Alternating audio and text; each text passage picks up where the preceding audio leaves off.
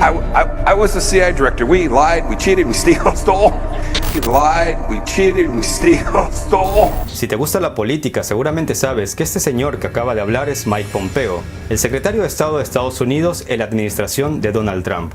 Fue también director de la CIA y hace poco se sinceró ante el mundo. Mentimos, engañamos, robamos. Eso es lo que resume la política exterior de Estados Unidos. Los que siguen al canal han notado que en algunas ocasiones le he dado la razón a Donald Trump, en lo que a política interna se refiere. Él quiere que las empresas estadounidenses fabriquen en Estados Unidos y den trabajo a los mismos estadounidenses. Ha disminuido el desempleo considerablemente. He hablado también sobre el espíritu emprendedor de Estados Unidos, país donde el fracaso no se estigmatiza y muchos alcanzan sus objetivos como Bill Gates, Steve Jobs, Mark Zuckerberg o los fundadores de empresas como Google o Uber. Pero cuando hablamos de política exterior, lo que tenemos es violaciones de la soberanía de países más débiles, violaciones de acuerdos globales, extorsión y mentiras. No lo digo yo, lo dice el mismísimo exdirector de la CIA que ahora mismo se encuentra en la cima de la política de Estados Unidos. Pero claro, los medios estadounidenses estas cosas las dejan pasar por alto.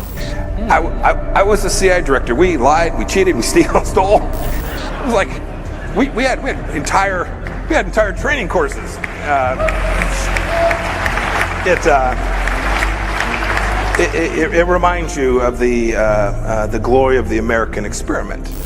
Gloria, pero ¿de qué gloria me estás hablando? ¿De qué experimentos me estás hablando? Estas palabras no hacen más que confirmar que la premisa, el fin, no justifica los medios, no significa nada en la política exterior de Estados Unidos, ya que si el fin de Estados Unidos fue llegar a ser y mantenerse como la primera y única potencia mundial, pero el medio era mentir y saquear los recursos de los países del tercer mundo, poner y sacar presidentes de naciones donde no les compete hacerlo, entonces la política exterior de Estados Unidos queda muy clara. El fin para ellos sí justifica a los medios, aunque ese medio sea cruel, despiadado e inhumano.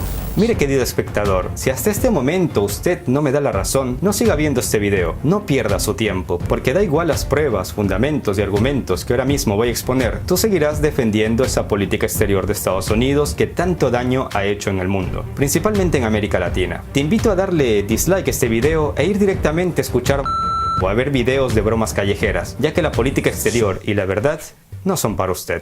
Soy Gabriel Bulgakov y hablaremos específicamente de las confesiones de un sicario económico, donde John Perkins nos cuenta su historia como un consejero bien pagado y contratado para fortalecer a los líderes de Estados Unidos y para crear políticas favorables a gobiernos y a las corporaciones de Estados Unidos, algo que él mismo llama corporatocracia. En su primer libro, Confesiones de un sicario económico, John Perkins asegura que ayudó a Estados Unidos a robar a los países más pobres del mundo trillones de dólares, prestándole más dinero del que podían pagar, y luego apoderarse de sus economías. John Perkins también publicó un segundo libro sobre este tema. Se llama La historia secreta del imperio estadounidense, donde habla sobre los sicarios económicos, los chacales y la verdad sobre la corrupción global. Como había prometido, este sería uno de los capítulos más esclarecedores de la serie, y nos basaremos en revelaciones hechas en estos dos libros. Suscríbete al canal para que no te pierdas los siguientes capítulos, y mira los capítulos anteriores si es que no los has visto.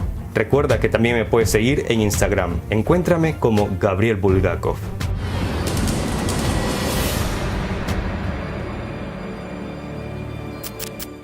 Como te contaba en la introducción, hoy conocerás algunos detalles importantes sobre cómo está basada la economía de Estados Unidos. Y no está contada por Gabriel Bulgakov. No, está contada por uno de los protagonistas en haber llevado la democracia a los países del tercer mundo, que están llenos de recursos naturales. ¿Qué es un sicario económico estadounidense y a qué específicamente se dedica? Te lo cuenta nuestro protagonista. Bueno, me parece justo decir que desde la Segunda Guerra Mundial nosotros, los sicarios económicos, conseguimos crear el primer imperio del mundo auténticamente global y lo hicimos principalmente sin el ejército, a diferencia de los otros imperios de la historia. Lo hicimos a través de la economía muy sutilmente. Trabajamos de maneras muy diferentes, pero tal vez la forma más común es cuando identificamos un país del tercer mundo que tenga recursos que nuestras corporaciones quieran, como petróleo, y luego arreglamos un gran préstamo para este país a través del Banco Mundial o alguna de sus organizaciones hermanas. El dinero en realidad nunca va al país, va en cambio a las corporaciones de Estados Unidos, que construyen proyectos multimillonarios de infraestructura, redes de energía, parques industriales, puertos, autopistas, cosas que benefician a unos pocos muy ricos, pero que no llegan a los pobres para nada. Los pobres no están conectados a las redes eléctricas, no tienen las habilidades para conseguir trabajo en los parques industriales, pero son ellos los los que quedan sosteniendo esta enorme deuda de su país. Y es tan grande la deuda que el país no puede pagarla de ninguna forma, así que en algún momento en el futuro, el sicario económico vuelve a ese país y dice: miren, nos deben un montón de dinero, no nos pueden pagar la deuda, así que dennos un trozo de su pastel.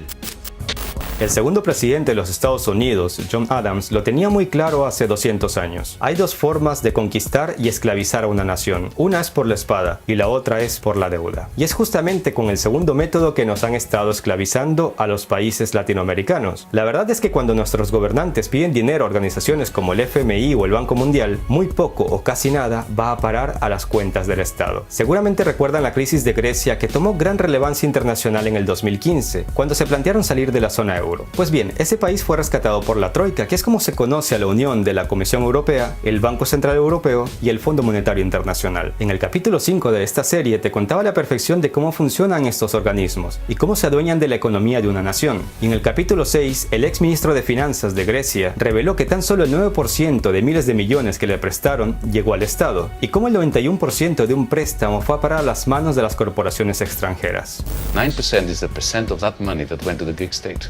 The rest went to the banking sector, primarily the foreign banking sector, not the Greek banking sector. A part of it went to the banking sector, in Greece too, but most of it to non-Greek banks.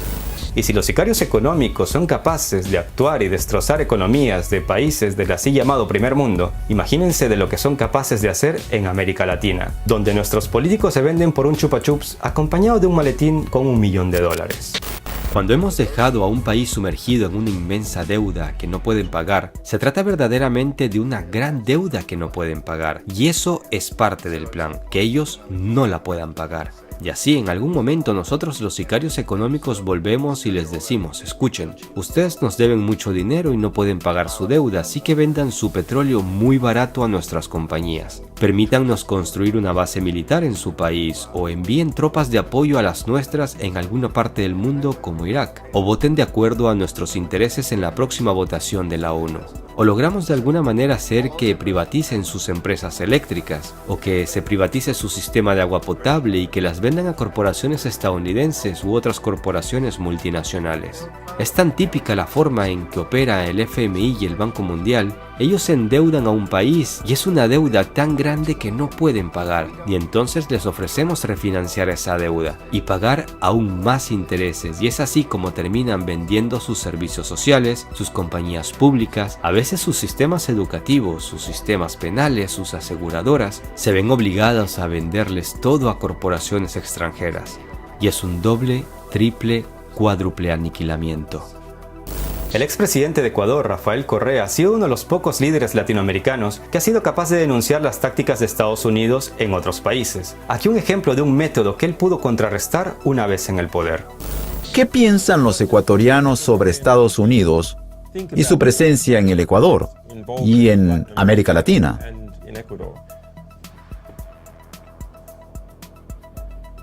Vea, como dice Evo Morales, el único país que puede estar seguro que nunca va a tener golpes de Estado es Estados Unidos, porque no tiene embajada estadounidense. En todo caso, quiero decirle también que una de las causas del malestar policial fue que nosotros cortamos todo el financiamiento de la embajada de Estados Unidos a la policía. Había antes de nuestro gobierno, y después de un año y pico, nos demoramos algo en corregir esto, unidades enteras, claves de la policía, absolutamente financiadas por la Embajada de Estados Unidos, cuyos directores eran seleccionados por el embajador de Estados Unidos y pagados por Estados Unidos. A tal punto, nosotros hemos mejorado muchísimo los sueldos de la policía, pero esa gente ni se enteró porque sus sueldos venían de otro lado. Cortamos todo eso y hay algunos que añoran todavía esas épocas, que no volverán a nuestro país ni a nuestros países. Lo que acaba de explicar Correa demuestra por qué es tan fácil desatar un golpe de Estado en cualquier país latinoamericano, porque el mismo embajador de Estados Unidos es el encargado de seleccionar y pagar a los altos mandos de la policía y el ejército. Con Correa esto se acabó. En esta interesante entrevista de Assange a Correa en el 2012, antes de que el fundador de Wikileaks se refugiara en la embajada ecuatoriana en Londres, hay un final que muchos se lo tomaron a broma, pero Assange en realidad hablaba en serio, y Correa lo sabía, pese a las risas. Cuídese. No deje que lo asesinen. Sí, gracias. Bien. Eso tratamos cada día, evitar eso. Ecuador es un país pequeño, pero con recursos naturales. No en vano es miembro de la Organización de Países Exportadores de Petróleo. Aunque pocas veces se menciona este país en la prensa internacional más allá de los últimos acontecimientos sobre Assange, permítanme contarles un hecho que luego John Perkins se lo relatará y argumentará mucho mejor. Este pequeño país sudamericano a finales de los 70 estuvo regido por dictadores pro-estadounidenses, que a menudo tomaban decisiones muy brutales. Cuando se instaura la democracia y Jaime Roldós llega a la presidencia en 1979, este hombre prometió usar los recursos naturales para el beneficio del país. Ganó de manera aplastante y una vez en el poder comenzó a implementar las políticas prometidas para asegurarse de que las ganancias por los recursos empezaran a ayudar a la gente. ¿Y qué fue lo que pasó? Nuestro sicario económico te lo cuenta, cómo y por qué lo mataron en 1981. A nosotros no nos gustaba esto en Estados Unidos. Yo fui enviado como uno de los asesinos económicos para cambiar a Roldós, para corromperlo, para darle la vuelta, para hacerle saber pues que ya sabes, puedes volverte rico junto a tu familia, pero si juegas nuestro juego. Si continúas intentando mantener estas políticas que has prometido, te vas a ir. Él no escuchaba. Fue asesinado. Después de que el avión cayó, toda esa área fue acordonada. A la única gente a la que se le permitió entrar fue a unos militares de una base militar de Estados Unidos próxima y a algunos militares ecuatorianos. Cuando empezó una investigación, 2 de los testigos claves fallecieron en un accidente de tráfico antes de que tuvieran la oportunidad de testificar. Un montón de cosas muy extrañas ocurrieron en torno al asesinato de Jaime Roldós. Yo, como la mayoría de la gente que realmente habíamos visto este caso, no tenemos la menor duda de que fue un asesinato. Y por supuesto, en mi posición como asesino económico, yo siempre estuve esperando que algo le pasara a Jaime. Si iba a ser un golpe de estado o un asesinato no estaba seguro, pero de que lo iban a cesar, sí, porque él no estaba siendo corrompido. Él no se permitía a sí mismo corromperse como nosotros queríamos corromperlo. Estados Unidos acusa todo el tiempo a Rusia de ser un país agresivo, pero si se tiene en cuenta que Estados Unidos tiene regada bases militares por todo el mundo, si tenemos 2 dedos de frente podemos deducir con facilidad quién es el que en realidad mantiene un comportamiento agresivo. Se estima que hay unas 800 bases militares estadounidenses en el mundo, 7 de las cuales se encuentran en Colombia. Fue hace ya casi una década cuando el entonces presidente Álvaro Uribe por poco puso de cabeza a todo el continente al firmar un acuerdo para que Estados Unidos usara dichas bases militares. Hugo Chávez calificó a Colombia de servidor del imperio. Estas bases se usan supuestamente para combatir la guerrilla y para luchar contra el narcotráfico, pero lo cierto es que en los últimos años ha estado entrando más drogas a Estados Unidos desde este país sudamericano. Trump ya se lo ha recriminado al presidente Duque, quien parece mostrarse dispuesto a colaborar con lo que le digan desde el norte. Mira lo que le preguntó a Sancha Correa respecto a la retirada de una base militar de Estados Unidos en Ecuador y mira cómo le contestó. ¿Pero usted aceptaría en su país una base extranjera, Julián? En todo caso, si el asunto es tan sencillo, como lo dije en su momento, si no hay ningún problema en tener una base norteamericana en Ecuador, perfecto. Podemos dar permiso para que instalen esa base, siempre y cuando nos den permiso para instalar una base militar ecuatoriana en Miami. Si no hay ningún problema, van a aceptar. Y ahora quiero dejar otro fragmento que también comparto con Rafael. Yo no soy antiestadounidense como algún que otro internauta me acusa, solo que al igual que Rafael llamo a las cosas por su nombre. Quiero y admiro muchísimo al pueblo de Estados Unidos. Créame que de ninguna manera lo último que sería fuera antiestadounidense. Pero siempre voy a llamar las cosas por su nombre y si hay políticas internacionales de Estados Unidos perniciosas para mi país y para nuestra América, las denunciaré frontalmente y jamás permitiré que se afecte la soberanía de mi país. ¿Y ahora quieres saber cómo las multinacionales maximizan sus ganancias independientemente del costo social y ambiental? ¿Por qué Trump retiró a Estados Unidos del Acuerdo de París contra el cambio climático? ¿Por qué los ricos se hacen más ricos y la cantidad de pobres en lugar de disminuir aumenta considerablemente? ¿Cómo Estados Unidos ha creado nidos de víboras alrededor del mundo, como por ejemplo su apoyo económico y táctico militar a Osama Bin Laden? Sí, a Osama Bin Laden, has escuchado bien. Esto y más te lo cuento en el siguiente capítulo. Soy Gabriel Bulgakov, suscríbete al canal para que no te pierdas los siguientes capítulos de esta serie, El Imperio del Mal y los Amos del Mundo. En los comentarios te dejo el enlace a la lista de reproducción donde podrás ver la serie completa. Recuerda que también me puedes seguir en Instagram donde podremos intercambiar opiniones. Hagan el bien sin mirar a quién. Un abrazo a todos. Hasta la próxima.